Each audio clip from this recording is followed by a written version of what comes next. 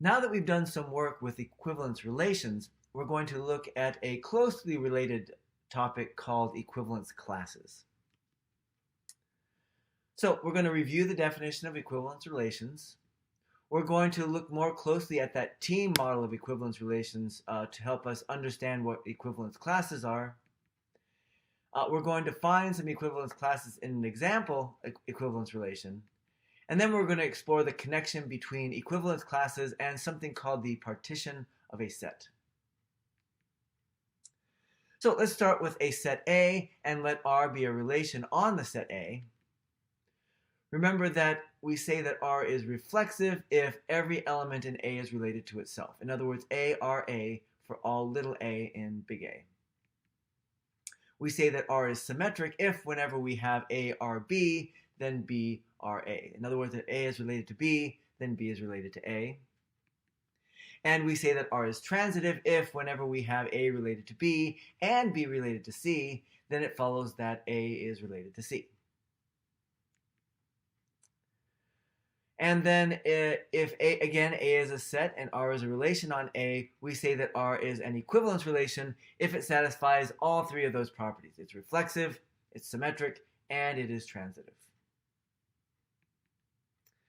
And then recall, this was a couple of videos back when we talked about this, we recall the team model for understanding equivalence relations. And I'll remind you what that model is.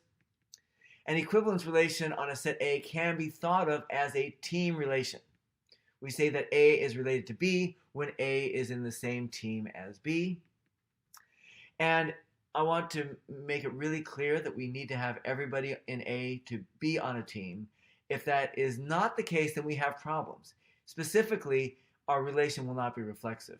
Remember, our reflexive property says that every element is related to itself. And if we say every element is on the same team as itself, well, we can't have an element A be on the same team as itself if A is not on any of the teams. So that's why it's important that everybody in A is actually on a team. So I want to make a couple of observations. First of all, if we look at this model, the existence of teams, sort of, which again are sets of people, this gives rise to the notion of an equivalence relation. If we have people set aside in teams, we can make an equivalence relation out of that by just saying they're related if they're on the same team. And the question we're going to approach here is, what if we turn that question around? What if we say, hey, I've got this random equivalence relation. Is there any way that we can figure out what those teams are that the equivalence relation came from? Well, let's see if we can find an algorithm or some sort of process for figuring out how to find these teams from the equivalence relation. Well, one way of doing it is to say, hey, everybody is part of a team. And since everybody is part of a team, we can just choose a random person. We say, hey, that person is going to be on one of the teams. How do we figure out who the teammates of that person is? Well, we look at who is related to that person under the relation. Remember, the people who are on the same team are the ones who are related by the relation. So we're going to find out what their teammates are by finding all the people related to that person. That will give you the team. And so here's how we're going to do it in kind of a relation sort of way. So we're going to let R be an equivalence relation on the set A, and we're going to pick a random element, little a, in that set. And then the equivalence class of A, and the notation for that is R of A, is going to be defined by R of A equals all the elements X in the set A such that X is related to little a. All right, so let's see if we can pick this apart using the team model as a way of understanding it. So if we're looking at this in terms of team, the element A is like the person you choose at random, right? Our process is choose a person at random and figure out who their teammates are. So the element little a, that's the person we choose at random, and we want to figure out who A's teammates are. So that, and again, everybody's part of a team, so little a is part of one of those teams. Then if we look at the statement X R A, what that means is that X is related to A, and therefore X is on the same team as A. X is part of A's team. And that makes R of A, if you look at all the X's that are related to A, that is the set of all people who are on A's team. and looked at it, said that in a different way, we're saying R of A is literally is A's team. So let's see if we can find equivalence classes in a particular example. We're going to look at a congruence relation. So here's how we're going to define our relation R. We say x is related to y, and note that x and y are integers when x is congruent to y mod 4. So question is, what is, well, we want to find all the equivalence classes, but let's just find the equivalence class that contains 3. So we're going to choose 3 as our random number, and then we're going to ask ourselves, who are all the numbers who are on the same team as 3? And how do we do that? Well, we want to find numbers that are related to 3. We want to find numbers x such that x is congruent to 3 mod 4. So it's pretty easy to find some. 3 is, of course, congruent to itself mod 4. So is 7 because it's only 4 away. 11 is 8 away. That's 2 times 4. So that one is related. We get some negative numbers too. If we subtract 4 from 3, we get negative 1. So that one's congruent to 3 mod 4. And if we subtract another 4 to get negative 5, that also does it. And we just keep going in this way. And when we do, we find that we are looking for all the x's that are equal to 3 plus 4 times n, where n is some integer. Right? That's how we defined congruence before. It's pretty easy to figure that one out. So if we want to kind of give you an idea what the list might look like, 3, 7, 11, 15, you keep on going, adding 4. You subtract 4 to get negative 1, then negative 5, then negative 9, and keep subtracting 4, and that gives you all the negative ones. And another way of writing this, if we want to write it in set builder notation, is the set of all integers x, such that x is equal to 3 plus 4n, where n is an integer. All right, so let's see if we can find a different equivalence class. We'll use the same method. We'll choose a random integer and ask ourselves who is on this integer's team. So our integer is going to be 7 this time. It's different than before. Before we had 3, now we have 7. And notice that negative 9 is congruent to 7 mod 4. If there are, 16 is the difference between those two. That's a multiple of 4. Same with negative 5. There's 12 between those two, and that's also a multiple of 4. Negative 1 and 7, there's a difference of 8. That's also a multiple of 4. Then 3, then 7, then 11, then 15. And now I'm getting a little bit dejected because that looks really familiar. Those are exactly the same numbers that we got when we looked at R of 3. Which is weird because 7 was a different number than 3, but we still somehow got the same set. But if you think about it for just a little bit, it's not terribly surprising, right? 3 and 7 are on the same team, right? They're both congruent to one another mod 4. They're literally on the same team. They're related. And therefore, we should expect that if we find the team of 3 and the team of 7, that really should be the same team. So if we're looking at this in terms of equivalence classes, they give us the same equivalence class.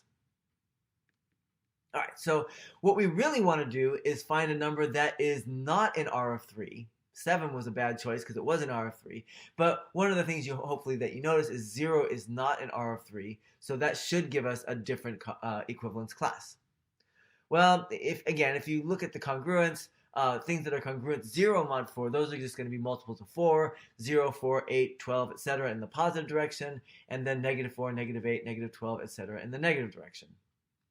And if you look at R of 1, you're going to get like 1, 5, 9, 13, etc. in the positive direction. Then you're going to get negative 3, negative 7, negative 11, etc. in the negative direction.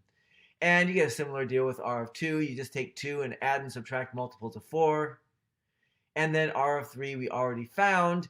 And of course, if you go to R of 4, that's not going to give you a new one because remember, 4 is congruent to 0 mod 4. And so that's not going to give you a new team. 4 is on 0's team. And in fact, if you look at 0, 1, 2, and 3, those are all of them, right? Every integer is going to be one of the above equivalence classes, so you got all the teams there.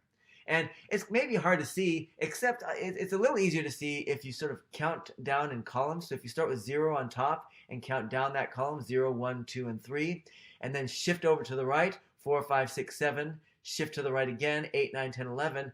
If you keep on going like that, you'll get all the positive numbers. And then if you kind of do the same thing in reverse, starting from the bottom with negative 1, -2, -3, -4, going from bottom to top, and then shift to the left to get -5, -6, -7, -8. You keep on going that way, that gives you all the negative numbers. So you can see that every integer is in one of those sets, so that's actually all the equivalence classes, all the teams. Right? So these are all the equivalence classes for the congruence modulo 4 relation. So I want to make some other observations about teams because this is going to lead to a really interesting fact, a really interesting theorem that we're actually going to prove about equivalence classes. First of all, as we've noted, every person is part of a team, right? In order to have the reflexive property, each element has to be on its own team, so each element has to be on a team. Specifically, every person, every element, right, is part of their own team. And then a second thing that is maybe not so obvious, but is, if you think about it in terms of teams, you can't have one person being on two different teams, right? All these teams are completely separate from each other.